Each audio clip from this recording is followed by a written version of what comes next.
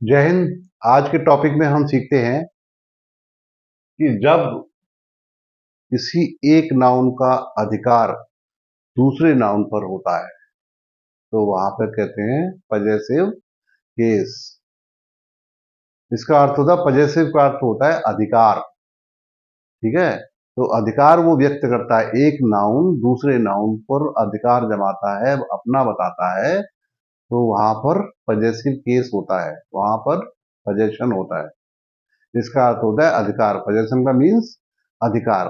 तो आइए जानते हैं कि इससे संबंधित क्या क्या रूल हैं, इससे रिलेटेड रूल क्या क्या हैं, जो कि हम पजेसिव केस के रूल को अच्छी तरह सीखेंगे और हम मिलके एक साथ सीखते हैं कि इसके क्या क्या रूल्स हैं। तो आइए चलते हैं और सीखते हैं साथ साथ कि इनके क्या क्या रूल्स हैं और ये फॉलो कैसे होंगे। आइए देखते हैं। सबसे पहले जो लिविंग एनिमल्स होते हैं, लिविंग एनिमल्स के साथ क्या लगाया जाता है वो मैं समझाता हूं आपको। जैसे मैंने बोला, फॉर एग्जाम्पल के लिए, राम्स हाउस। अब राम्स हाउस क्या है? राम का घर, राम का घर है। तो ये जो अपॉस्ट्रॉफी लगा है इसको बोलते हैं अपॉस्ट्रॉफी। इसका स्पेलिंग होता है, यहां होता है apostrophe, APOSTROPHE।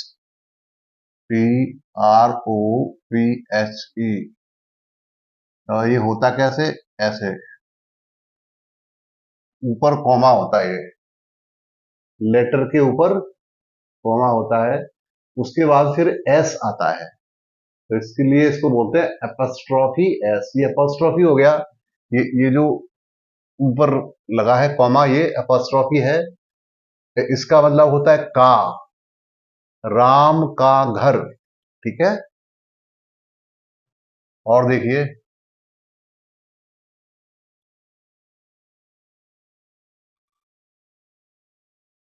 Ravi's, Ravi's car, Ravi की कार। ठीक है,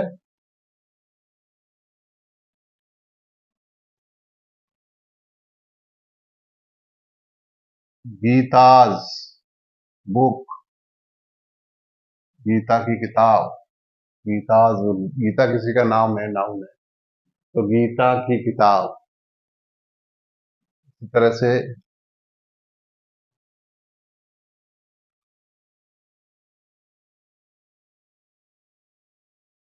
सुनील्स, सुनील्स कुछ भी लिखते हो, हाउस, सुनील्स हाउस। तो यहां देखिए सुनील का घर। तो ये समझ में आया हो कि लिविंग एनिमल्स जो होते हैं, जीवित प्राणी होते हैं, उनके लिए हम क्या लगाते हैं? Apostrophe S. उस नाउन के बाद एपस्ट्रॉफी एस लगाते हैं। इसी में अगर मान लो, ये तो आप सीख गए होंगे, अब कुछ ऐसे ऑब्जेक्ट्स होते हैं जो नॉन लिविंग होते हैं, लिविंग तो नहीं होते वो, नॉन लिविंग होते हैं, लेकिन वो कैसे होते हैं? पर्सोनिफाइड होते हैं। उनको हम व्यक्ति के रूप में मानते हैं, मान लेते हैं। ठीक है, तो जिन इनको हम व्यक्ति के रूप में मान लेते हैं तो फिर उनको हम ऐसे ट्रीट करते हैं जैसे एपॉस्ट्रोफी एस इसमें लगा देते हैं और जीवित व्यक्तियों की तरह ही मानते हैं। जैसे मैंने लिखा है नेचर्स लॉ, नेचर है। अब नेचर को हमने एक माँ के रूप में, व्यक्ति के रूप में माना, पर्सोनिफाइड अगर किया है, तो यहाँ एपॉस्ट्रोफी एस आ जाएगा, नेचर्स लॉ। नेचर क्या होता है? कुदरत या प्रकृति। तो कुदरत का कानून या प्रकृति का कानून, प्रकृति का नियम, प्रकृति का नियम, नेचर्स लॉ। ठीक है, डेथ्स लॉ। डेथ क्या होता है? मृत्यु होती है। अब मृत्यु कोई जीवित तो है नहीं, लेकिन हमने जीवित की तरह माना है उसको, इंसान की तरह माना है, तो इसलिए यहाँ हमने माना है डेथ्स क्लॉ, मृत्यु का पंजा, क्लॉ माने पंजा, डेथ्स क्लॉ, ठीक है। और इस टाइप से जब आते हैं, सीखते हैं, तो हमें मालूम पड़ता है कि जो ऐसे ऑब्जेक्ट, पर्सोनिफाइड ऑब्जेक्ट्स हैं, उनके आगे उनको व्यक्ति की तरह मानते हुए उनमें भी एपॉस्ट्रोफी एस लगाया जाता है। ऐसे डेथ लॉ है, नेचर्स लॉ है, जिसको हमने माना है व्यक्ति के रूप में, ठीक है। अब देखिए एक रूल और कहता है इसमें कि टाइम, स्पेस एंड वेट, उनके बाद भी एपॉस्ट्रोफी एस लगेगा। किन किन के आगे लगेगा? टाइम, स्पेस और वेट। फॉर एग्जाम्पल, ये लिखा है टाइम, ठीक है, तो मैंने बोला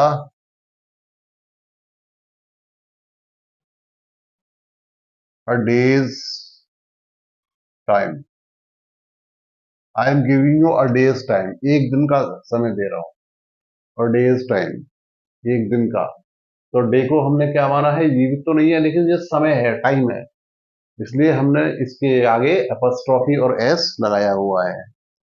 तो टाइम का जब मैटर आता है तो इसको अपॉस्ट्रोफी एस लगाते हैं। जैसे मैंने बोला 2 days लीव, और 2 days लीव, 2 दिन की छुट्टी, 2 days लीव। इसी तरह से स्पेस को देख देते हैं। स्टोन्स थ्रो, स्टोन्स थ्रो,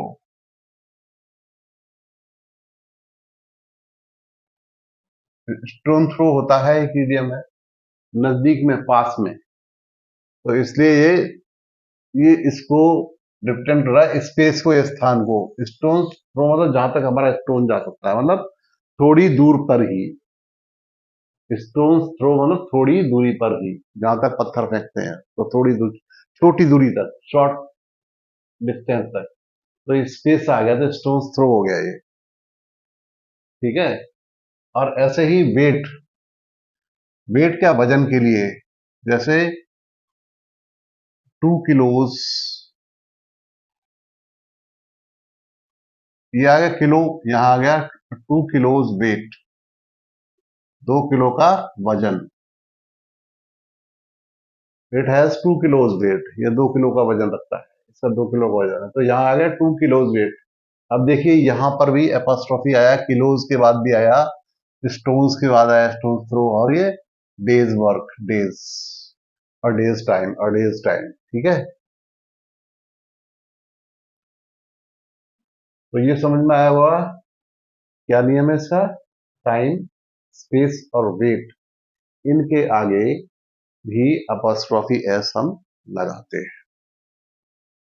अब देखिए एब्स्ट्रैक्ट नाउन्स विद सीई, जिनके आगे सीई होता है, एब्स्ट्रैक्ट नाउन है और जिनके आगे सीई लगा होता है, वहां क्या होता है?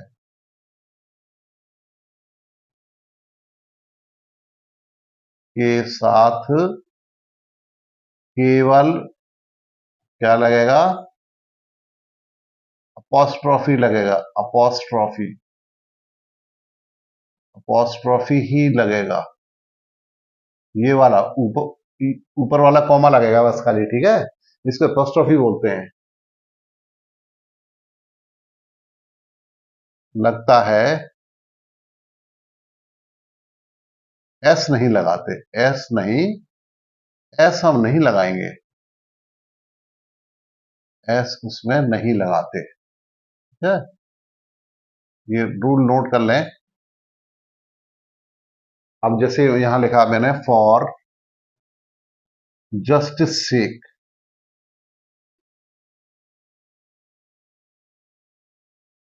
सीई आ गया बाद में इसमें, और यहां फिर क्या लगेगा? केवल एपोस्ट्रोफी लगेगा इसमें, केवल एपोस्ट्रोफी ही लगेगा, ये एस नहीं लगेगा। फॉर जस्टिस सेक, न्याय के लिए, इसका मतलब है न्याय की खातिर, या और ये लिखा कॉन्साइंस सेक,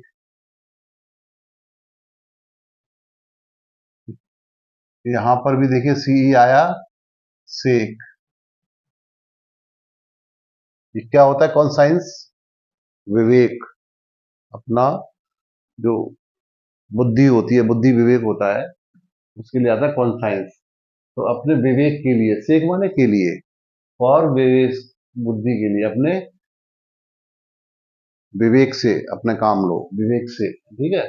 फॉर कंसाइंस से, तो यहाँ पे सी आया है, इसमें ओनली एपोस्ट्रोफी आया है, एस को हमने नहीं लगाया, एस लगता ही नहीं है, खाली यहाँ पर जिनके एब्स्ट्रैक्ट नाउन के अंत में जहां पर सीई होगा वहां पर केवल एपोस्ट्रोफी लगेगा, एस नहीं लगाते। हो गया होगा क्लियर? अब देखिए, डबल पजेसिव, डबल पजेशन नहीं लगता, दो बार एपोस्ट्रोफी, दो नाउन के साथ एक साथ एपोस्ट्रोफी नहीं लगेगा। जैसे ये हमने लिखा है Ram's brothers house,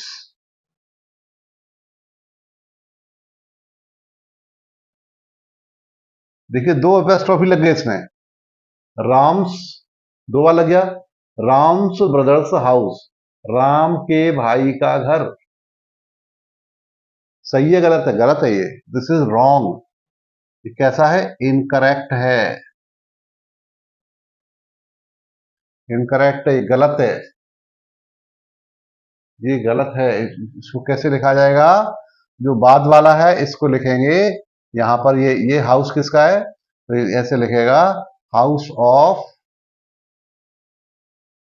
house of, और ये अपॉस्ट्रोफी हट जाएगा, बाद वाले का अपॉस्ट्रोफी हट जाएगा, हाउस ऑफ लग जाएगा यहां पर, राम्स ब्रदर, ये सही होगा, ये होगा करेक्ट। आगे समझ में, ये सही होगा।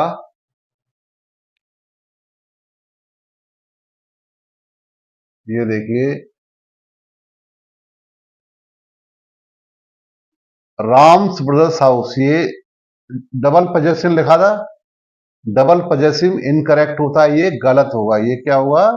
गलत होगा। और ये वाला सही है, हाउस ऑफ राम्स ब्रदर, ये सही है, ठीक है। ये इसका रूल कहता है। और क्या रूल कहता है इसमें? Nouns in apposition, nouns in apposition में एक ही व्यक्ति के दो विशेषताएं हैं, ठीक है, एक ही विशेष व्यक्ति के दो विशेषण, दो एडजेक्टिव हैं। एक का वो है, जैसे यहां पे लिखा है हरी,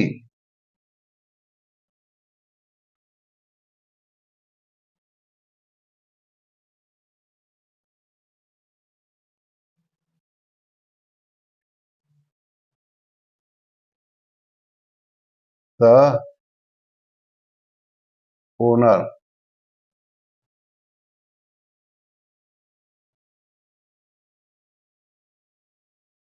हरी द ओनर,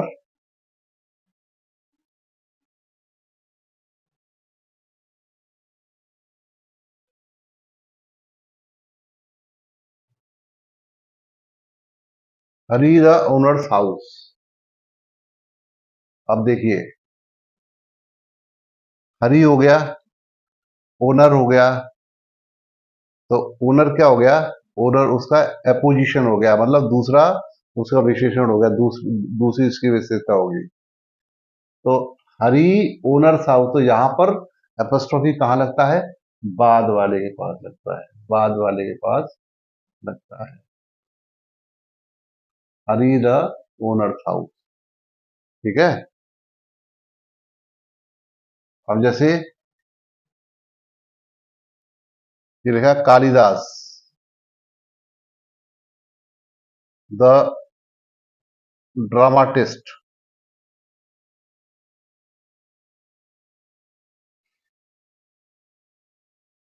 प्ले।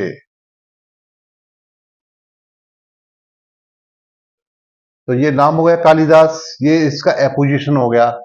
ये नाउन के समानांतर, एपोजिशन अपोजिशन नहीं है, एपोजिशन है ये। एपोजिशन होता है उसके समानांतर, उसका मिलता जुलता। तो ये कौन है कालिदास? एक ड्रामाटिस्ट है। ड्रामाटिस्ट क्या होता है? जो ड्रामा लिखता है, नाटक लिखता है, नाटककार होता है, जिसके नाटक लिखे हुए एक्ट किए जाते हैं, तो ड्रामाटिस्ट है। तो यहाँ एपोस्ट्रोफी कहाँ आया? बाद वाले के पास आया। इसमें देखो बाद वाले के पास आया। तो हरी द ओनर्स हाउस, ऐसी यहाँ लिखा Kalidas the dramatist play. Kalidas है जो ड्रामाटिस्ट भी है, उसका प्ले है, उसका नाटक है। यहाँ प्ले मतलब नाटक है। अगर समझ में, और देख लेते हैं।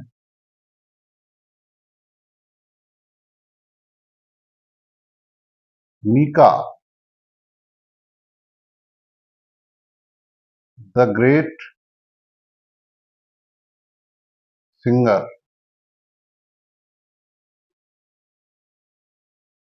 Singer song. मीका नाम है किसी का, वो कौन है? ग्रेट सिंगर है, उसकी विशेषता है ग्रेट सिंगर, उसका सॉन्ग। तो ये बाद वाले के पास देखो, जो उसका एपोजिशन है, उसके बाद ये अपॉस्ट्रोफी एस आया है। तो ये इसका रूल ये है कि नाउन इन एपोजिशन होगा तो बाद वाले के पास साथ ही ये अपॉस्ट्रोफी एस आता है।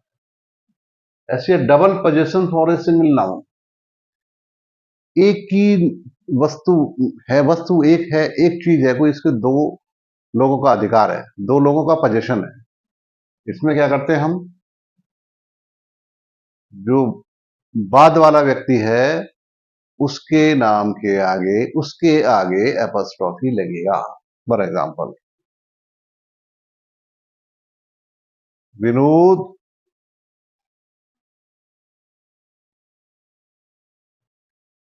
एंड गोविंद। विनोद और गोविंद का घर है, दोनों का है, लेकिन एपोस्ट्रोफी कहां लगना चाहिए? यहाँ पे एपोस्ट्रोफी एस बाद वाले के पास। गोविंद हाउस यहां लगेगा, कहां लगेगा? यहां पर एपोस्ट्रोफी एस यहां पर लगेगा, बाद वाले के पास लगेगा। ठीक है, और देखिए example, Sita and Rani, Rani's house. Sita and Rani's house, तो सीता भी है और रानी भी, दोनों का घर है। तो दोनों में बाद वाला जो है, इसके बाद हमने एपोस्ट्रोफी एस लगाया। ठीक है, ये रूल एक और है इसमें, कि जो नॉन लिविंग थिंग है, नॉन लिविंग मतलब बेजान, नॉन लिविंग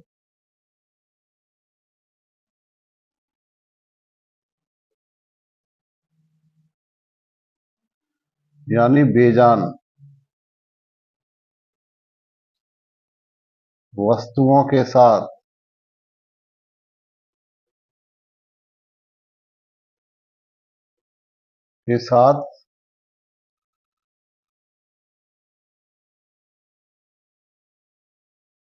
ये अपोस्ट्रोफी एस जो होता है का प्रयोग नहीं होता है, के स्थान पर ऑफ लगाते हैं, ऑफ का प्रयोग होता है। ठीक है, ऑफ का प्रयोग होता है, ऑफ का प्रयोग होता है।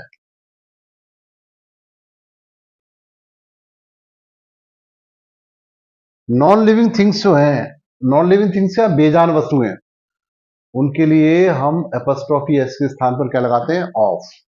जैसे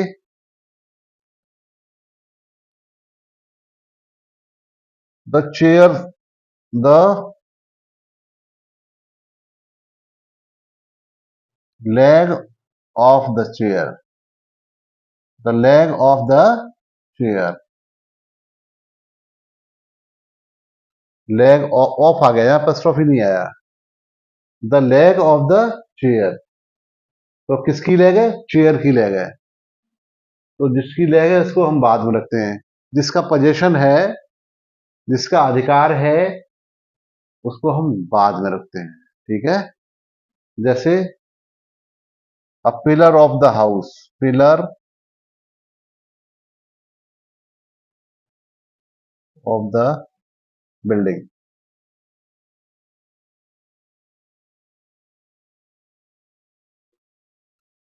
पिलर क्या होता है? खंबा होता है। ये खंबा किसका है? बिल्डिंग का है। तो उससे पहले, बिल्डिंग से पहले हमने ऑफ लगाया है। ठीक है। तो जिसका अधिकार होता है, जिसका पोजीशन होता है, उससे पहले ऑफ आता है। तो बिल्डिंग का पिलर किसका है? बिल्डिंग का पिलर है, तो उससे पहले ऑफ आ गया, तो यहाँ आ गया अ पिलर ऑफ द बिल्डिंग। ठीक है। बैंक ऑफ ए रिवर, नदी का किनारा, बैंक ऑफ द रिवर। देखिए, बैंक किसका बैंक है? बैंक माने किनारा होता है। तो बैंक किसका किनारा है? ये रिवर का किनारा है, तो यहाँ ऑफ आया, बैंक ऑफ द रिवर। तो ये कुछ इंपॉर्टेंट रूल्स थे for using the possessive cases.